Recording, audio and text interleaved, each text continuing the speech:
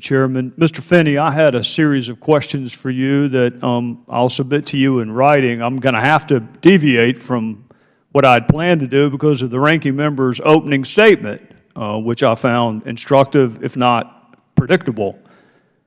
So I want us to summarize for just a second. Secretary Clinton said she followed all State Department rules and regulations, but the truth is she did not.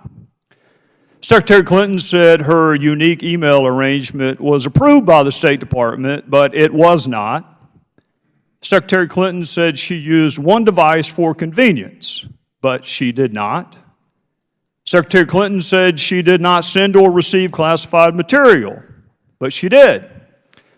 She said she turned over all of her work-related emails, but she did not. She said her attorneys personally reviewed each email, but they did not. So when faced with a series of demonstrably false statements, utterly impeached by both fact and logic, the ranking member did what lots of criminal defense attorneys do, which is blame the investigator. And when that didn't work, they throw the Hail Mary pass of all criminal defense attorneys. Other people did it too. Which brings me to General Colin Powell, one of the most respected people in our country's history.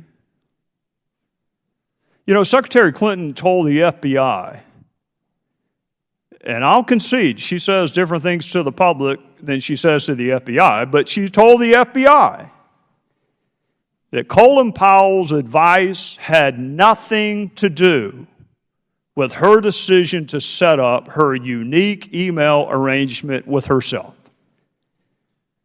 Now, I'm going to say that again in case anybody missed it. Secretary Clinton told the FBI, under penalty of not telling the truth, that Colin Powell's advice, email, had nothing to do with her decision to set up that unique email arrangement with herself.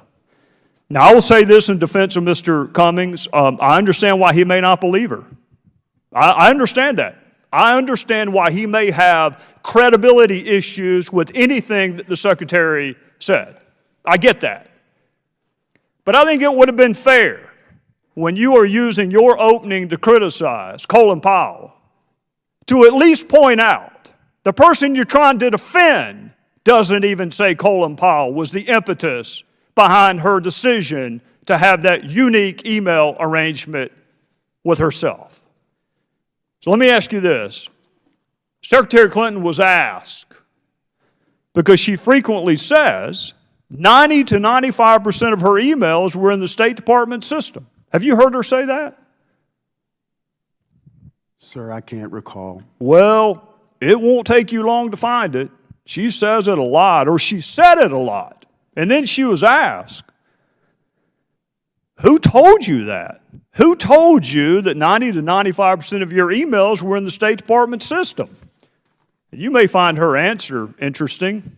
We learned that from the State Department and their analysis of the emails that were already on the system. We were trying to help them close some gaps. I like the word gaps.